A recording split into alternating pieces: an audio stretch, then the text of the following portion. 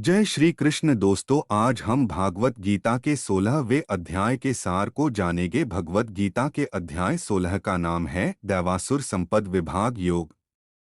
इस अध्याय में भगवान श्री कृष्ण अर्जुन को यह समझाते हैं कि इस संसार में मनुष्य के भीतर दो प्रकार की प्रवृत्तियां होती हैं, दैवी और आसुरी।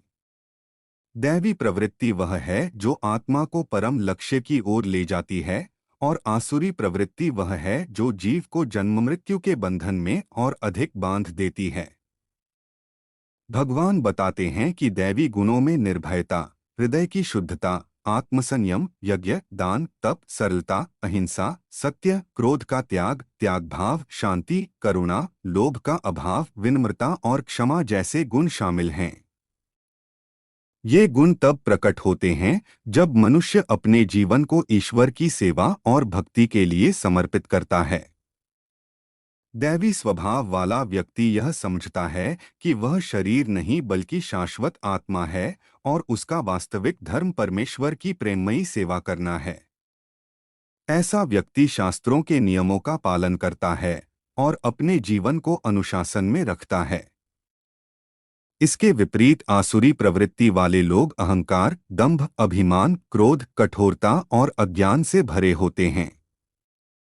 वे यह मानते हैं कि संसार केवल भोग के लिए है और ईश्वर या शास्त्रों की कोई आवश्यकता नहीं है। उनका विश्वास होता है कि जीवन का उद्देश्य इंद्रिय सुख है। वे कहते हैं कि यह जगत बिना किसी ईश्वर के केवल संयोग से बना है। इस प्रकार की सोच उन्हें और अधिक भौतिक इच्छाओं में फंसा देती है। वे कभी संतुष्ट नहीं होते और अधिक से अधिक धन, शक्ति और प्रतिष्ठा के पीछे भागते रहते हैं। भगवान श्री कृष्ण बताते हैं कि आसुरी लोग काम, क्रोध और लोभ के वश में रहते हैं। यही तीन नरक के द्वार हैं जो आत्मा का पतन करते हैं।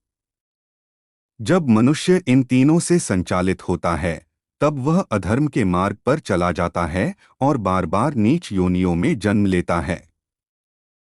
इसके विपरीत जो व्यक्ति इनसे बचता है और शास्त्रों के अनुसार जीवन जीता है, वह धीरे धीरे शुद्ध होकर परम लक्ष्य को प्राप्त करता है।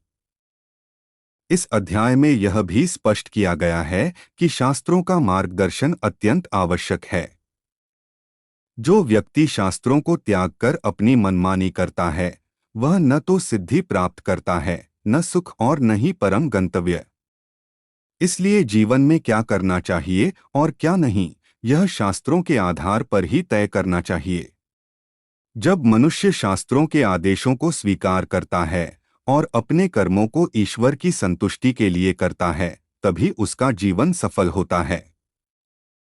अंत में भगवान यह निष्कर्ष देते हैं कि दैवी स्वभाव मुक्ति की ओर ले जाता है और आसुरी स्वभाव बंधन की ओर। इसलिए मनुष्य को चाहिए कि वह अपने भीतर दैवी गुणों का विकास करे, भक्ति, विनम्रता और शास्त्र पालन के माध्यम से अपने हृदय को शुद्ध करे और परमेश्वर की शरण ग्रहण करे। यही इस अध्याय का मुख्य संदेश है कि मनुष्य अपने स्वभाव को बदल सकता है, यदि वह ईश्वर के प्रति समर्पण और भक्ति का मार्ग का पालन करता है।